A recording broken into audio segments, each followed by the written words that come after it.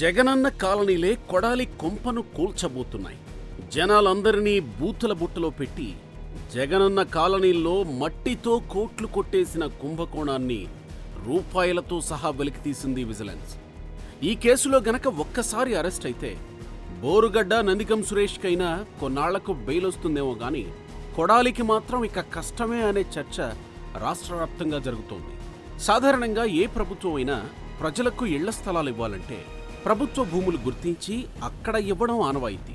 ప్రభుత్వ భూములు లేని అతి కొద్ది చోట్ల మాత్రం ప్రైవేటు భూములు నివాసానికి అనువైనవి ప్రభుత్వ రేటు ప్రకారం కొని లబ్ధిదారులకు అందజేస్తారు. కానీ ఆంధ్రప్రదేశ్లో గత వైసీపీ పాలనలో అందున కొడాలి నాని అడ్డాలో మాత్రం కంప్లీట్ డిఫరెంట్. ఇక్కడ ప్రజలకు 1 సెంటు భూమి ఇవ్వడానికి ప్రైవేటు భూములు, అవి కూడా చినుకు పడితే చెరువుల్లా మారే లోతట్టు ప్రాంతాలనే ఎంచుకుని ఎకరా 52 లక్షలకు కొనుగోలు చేసి 7,000 మందికి ఇళ్ల స్థలాలు ఇచ్చారు కదా. మరి ఇంకేంటి సమస్య? ఇక కేసేముంది? అసలు విషయానికి వద్దాం రండి. జగనన్న కాలనీల కోసం గుడివాడ నియోజకవర్గం మల్లాయపాలెంలో 173 ఎకరాలు సేకరించారు. అయితే ఆ భూమిలో మెరక తోలేందుకు 2020 ఏప్రిల్లో గ్రామ పంచాయతీలో ఒక మీటింగ్ ఏర్పాటు చేసి పంచాయతీ కార్యదర్శి, అప్పటి ఎంపీడీఓతో వర్క్ ఆర్డర్స్ రాయించి 16 మందికి పనులు కట్టబెట్టారు. ఇలా దాదాపు 10 వర్క్ ఆర్డర్లు ఇచ్చారట. దాని ఖరీదు దాదాపు 150 కోట్లు.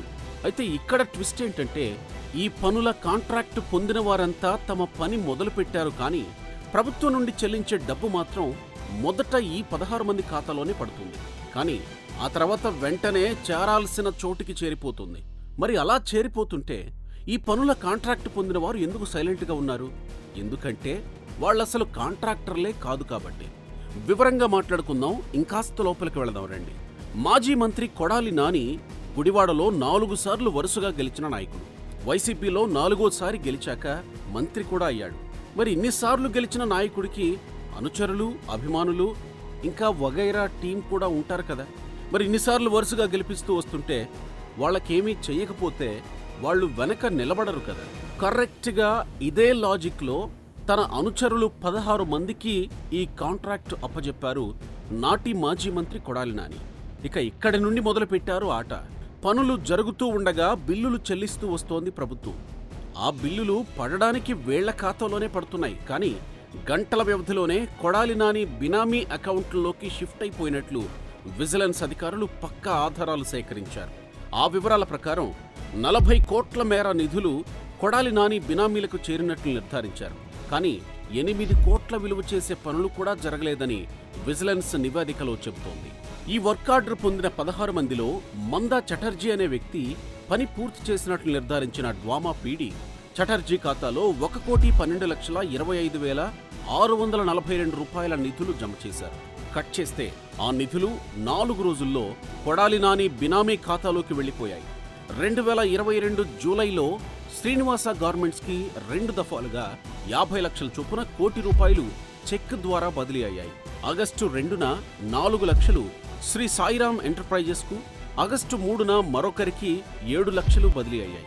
ఇదే మందా చటర్జీ ఖాతాలో రెండోసారి ఆగస్టు 5న 48,51,788 రూపాయలు జమ అయ్యాయి.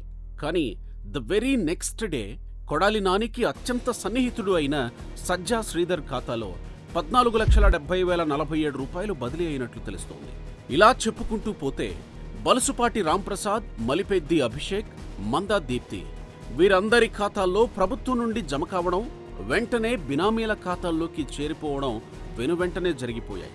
ఇంతవరకు అంతా సవ్యంగానే జరిగినట్టు కనబడుతున్నా వర్క్ ఆర్డర్లు పొందిన వారంతా సామాన్యులు కావడం, వారి ఖాతాల్లో కోట్ల రూపాయలు ట్రాన్సాక్షన్ జరగడంతో దృష్టి పెట్టిన జీఎస్టీ అధికారులు ఎవరెవరు వర్క్ ఆర్డర్లు పొంది తమ ఖాతాల్లో నిధులు జమ చేయించుకుని వేరే వారికి బదిలీ చేశారో వాళ్లందరికీ జీఎస్టీ కట్టాల్సిందిగా నోటీసులు పంపడంతో ఒక్కసారిగా బెంబేలెత్తిపోయి తాము ఎవరైతే బినామీ ఖాతాలకు బదిలీ చేశారో వాళ్ల ఇళ్లకు పరుగులు తీసి వారిని నిలదీశారు.